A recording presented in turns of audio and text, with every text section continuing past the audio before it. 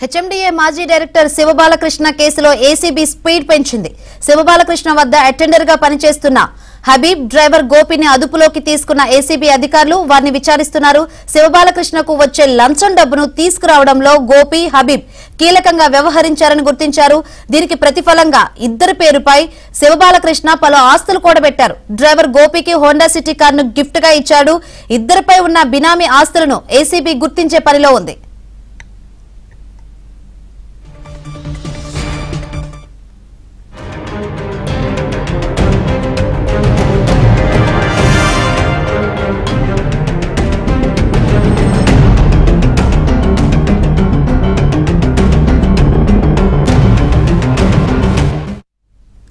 Right, HMDA మాజీ director Shiva Balakrishna కేసులో ACB speed పెంచింది.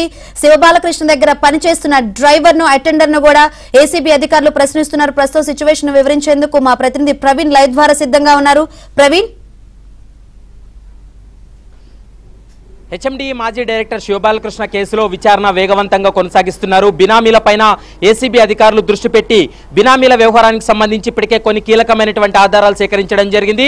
అందులో భాగంగానే ఇప్పటికే ముగ్గురు వ్యక్తులను అయితే మాత్రం బినామీలను అదుపులోకి తీసుకొని విచారణ కొనసాగిస్తున్నారు. ముఖ్యంగా హెచ్ఎండిఏ మాజీ డైరెక్టర్ దగ్గర పనిచేసినటువంటి అటెండర్ గా పనిచేసినటువంటి హబీబు, డ్రైవర్ గోపిలను ప్రస్తుతం అయితే అదుపులోకి తీసుకొని కూడా విచారణ కొనసాగిస్తున్నటువంటి పరిస్థితి కనపడుతుంది.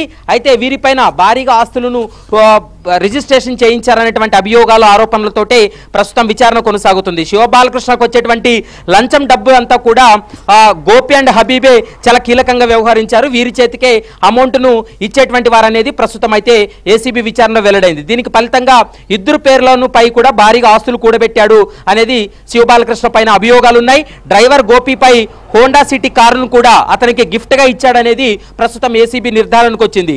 ఇద్దరిపై ఉన్నటువంటి బినామీ ఆస్తులను గుర్తించే పనిలో ఏసీబీ పడిందని చెప్పుకోవాలి.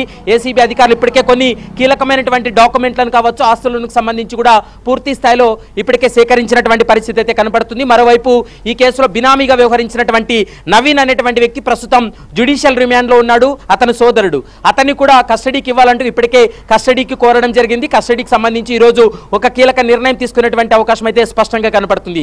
ఏసీబీ కోర్టు కస్టడీకి ఇచ్చిన తర్వాత ఇంకెంతమంది బినామీలు ఉన్నారు, బినామీ ఆస్తులకు సంబంధించి కూడా ఒక క్లారిటీ వచ్చేటువంటి అవకాశం అయితే కనపడుతుంది.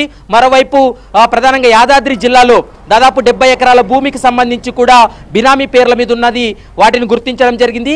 ఆ 70 ఎకరాలను కూడా అమ్మకాలు కానీ కొనుగోలు చేయకుండా లావాదేవీలన్నింటినీ కూడా నిలిపివేయాలంటూ కూడా ఇప్పటికే యాదాద్రి కలెక్టర్ కూడా ఏసీబీ అధికారులు ఒక లేఖ రాయడం జరిగింది. దీంతో కలెక్టర్ కూడా ఆదేశాలు ఇచ్చినటువంటి సందర్భం కనపడుతుంది. కాబట్టి ముగ్గురు బినామీల వ్యవహారానికి సంబంధించి ఒక అంచనాకు వచ్చినప్పటికీ కూడా ఇంకా ఎంత పెద్ద మొత్తంలో ఆస్తులను కూడబెట్టాడనేటువంటి అంశానికి సంబంధించి క్లారిటీ రావాల్సినటువంటి అవసరం ఉంటుంది. ఇప్పటికే తనకు బెయిల్ మంజూరు చేయాలంటూ కూడా హెచ్ఎండిఏ మాజీ డైరెక్టర్ శివబాలకృష్ణ వేసినటువంటి పిటిషన్ ను కూడా 2 రోజుల క్రితమే నాంపల్లి ఏసీబీ కోర్టు కూడా డిస్మిస్ చేసినటువంటి పరిస్థితి అయితే స్పష్టంగా కనపడుతుంది. ఈ రోజు సాయంత్రం వరకు విచారణ చేసిన తర్వాత ఆస్తులకు సంబంధించి కూడా ఒక క్లారిటీ వచ్చేటువంటి అవకాశం అయితే కనపడుతుంది. ఇప్పటి వరకు 250 కోట్ల రూపాయల వరకు కూడా అఫీషియల్ గా మార్కెట్ వాల్యూ తోటి ఉన్నటువంటి ఆస్తులన్నింటినీ కూడా సీజ్ చేశారు.